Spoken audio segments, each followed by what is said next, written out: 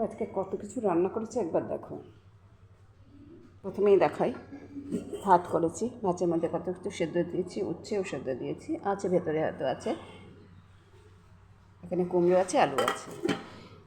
আর একটা একটা করে দেখাই। এই যে উচ্ছেটা এখানে রেখেছি, সেদ্ধ করব,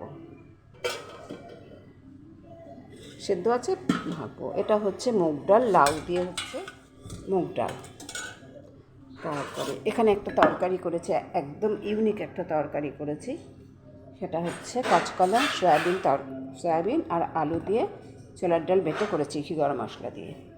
আর এখানে আছে শশা বড়ির তরকারি, আর এখানে আছে কাঁকরোল ভাজা আর কুমড়ো ভাজা, আর আছে, আর এখানে আছে কচুরলতি, এখানে আছে বড়া ভেজা। প্রায় 7 থেকে 8 রকম আইটেম হয়েছে।